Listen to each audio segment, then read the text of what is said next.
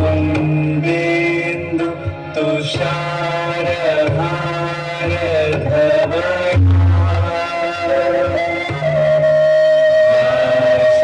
शुभ्रवस्त्रावृता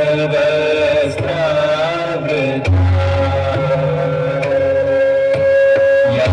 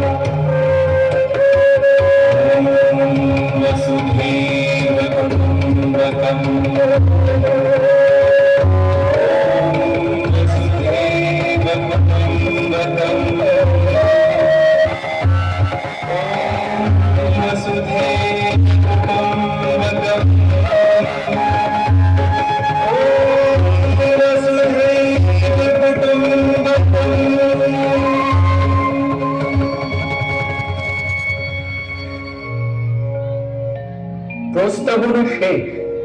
ঋষিগণ, আসুন আমরা যা শিখেছি তা অনুশীলন করি। এটি একটি নতুন অভ্যাস এবং এতে সামান্যতম ভুল হওয়া উচিত নয়। দয়া করে আমাদের অভিবাদন গ্রহণ করুন মুনিবর। সর্বদা স্নেহময় থাকুন। বলুন, কি উদ্দেশ্যে এসেছিলেন? হে মুনিবর, আপনি যখন থেকে নাট্যশাস্ত্র রচনা করেছেন তখন থেকেই আমাদের হৃদয়ে নানা ধরনের প্রশ্ন উঠছে। আমরা সেই উত্তরের জন্য আপনার কাছে এসেছি। বিনা দ্বিধায় জিজ্ঞাসা করুন। গুরুদেব, নাট্যশাস্ত্রের উৎপত্তি কিভাবে, এর উদ্দেশ্যই বা কি? আপনি খুব ভালো প্রশ্ন করেছেন। এই প্রশ্নটি শুধু নাটক নয়, জীবনের মর্ম বোঝার একটি মাধ্যম। ত্রেতা যুগে মানুষ যখন কাম ও লোভের প্রভাবে অধর্ম ও সংগ্রামের দিকে অগ্রসর হতে থাকে, তখন ইন্দ্র ব্রহ্মার কাছে প্রার্থনা করেন যে এমন কিছু মাধ্যম থাকতে হবে যাতে একই সঙ্গে দেখা ও শ্রবণ করা যায়, যার মাধ্যমে মানুষ ধর্ম, অর্থ লাভ করতে পারে, কাম এবং মোক্ষ ফিরে আসতে পারে। তার জন্য ব্রহ্মা জগৎ পিতা নাট্যবেদ তৈরি করেছিলেন। এর ব্যবহারের জন্য শাস্ত্র হলো নাট্যশাস্ত্র। সাধু সাধু সাধু।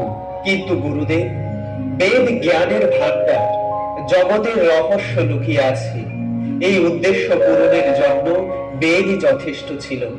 তাহলে এই নতুন বেদ কেন? যাতে এটি সকল মানুষের কাছে পৌঁছানো যায়।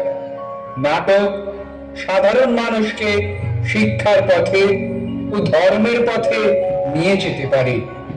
এই শুভ উদ্দেশ্য নিয়ে ব্রহ্মা 4টি বেদকে একত্রিত করে নাট্যবেদ রচনা করেছেন। 4টি বেদের উপাদান কি সেই গুরুদেব? নাটকে যে পাঠ শুনছেন, ব্রহ্মাজি তা ঋগ্বেদ থেকে নিয়েছেন। এই সুন্দর গানের ভিত্তি হলো সামবেদ। অভিনয় যজুর্বেদ থেকে এবং রস নেওয়া হয়েছে অথর্ববেদ থেকে। 4টি বেদের অংশ ব্যবহার করে নাট্যশাস্ত্র তৈরি করা হয়েছে। গুরুদেব, তাহলে নাটক কি শুধু দেবতাদের জন্যই করা হয়? না, রাক্ষসরা এই সন্দেহ ব্রহ্মার সামনে রেখেছিল। তখন ব্রহ্মাজি উত্তর দিয়েছিলেন যে নাট্যশাস্ত্র সকলের জন্য। এতে দেবতা, অসুর ও এবং মানুষের সমস্ত শুভ অশুভ কর্ম দেখা যায়। এই শাস্ত্রে ত্রৈলোক্যের অনুকীর্তন আছে। দুঃখ, ক্লান্তি এবং শোকে যারা ভুগছে, নাটক তাদেরকে স্বস্তি দেয়। এতে সমস্ত রুচি, সমস্ত আবেগ, সমস্ত শাস্ত্র, কারুকাজ এবং কাজ একত্রিত করা হয়। এমন কোনো জ্ঞান নেই, এমন কোনো কাজ নেই যা নাটকে দেখা যায় না। মুনিবর, নাট্যকলা একটা অসাধারণ শিল্প। বেঁচে থাকার জন্য এটা শ্বাস প্রশ্বাসের মতোই জরুরি। তাহলে আমাদের সমাজ এটাকে গুরুত্ব সহকারে নেয় না কেন? কেন কেউ শৈল্পিক কাজকে অপ্রয়োজনীয় এবং অপ্রত্যাশিত হিসেবে বিবেচনা করে? আমরা শিল্পী, নীতি নির্ধারক নই। শিল্পকর্ম করাই আমাদের ধর্ম। নীতি নির্ধারকদের আমাদের এবং আমাদের শিল্পের কথা ভাবতে হবে। তাদের পরীক্ষা নিরীক্ষার উপায় ও সুযোগ দিতে হবে। নাটক শুধু শিল্প নয়, এটি সমাজের দর্পণ। এটি মানবতাকে সত্যের পথে নিয়ে যাওয়ার মাধ্যম। নাটক জাত পাত, ধর্ম এবং ভৌগোলিক সীমানা অতিক্রম করে এবং সম্পূর্ণভাবে মানবতার কথা বলে। আজও রঙ্গমঞ্চ সমাজের প্রতিকূল পরিস্থিতি দূর করে সমাজে সমতার বোধ নিয়ে আসে। এই অনুভূতি নিঃসন্দেহে পৃথিবীকে স্বর্গে পরিণত করে। নিঃসন্দেহে মুনিবর, শিল্পহীন সমাজ পশুদের সমাজ। সমাজ শিল্প ও শিল্পীদের তাদের প্রাপ্য স্থান দেবে, এই আশা ও প্রত্যাশা নিয়ে আমি নাট্যশাস্ত্রকে পঞ্চম বেদে সম্বোধন করেছি। পঞ্চম বেদ, সবেদের জ্ঞান।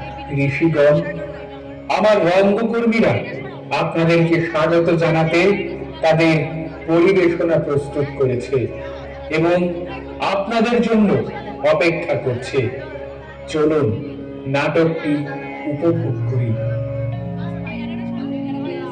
এই জাতির উন্নতি হোক এবং সকলের আশা পূরণ হোক। মহাবিশ্ব সর্বদা আনন্দের জগতে পরিপূর্ণ হোক। পৃথিবী সর্বদা সমৃদ্ধ হোক এবং উপরের আকাশ পরিষ্কার হোক। ভদ্রলোকেরা সর্বদা নির্ভীক থাকুন এবং দুষ্টের বিনাশ হোক।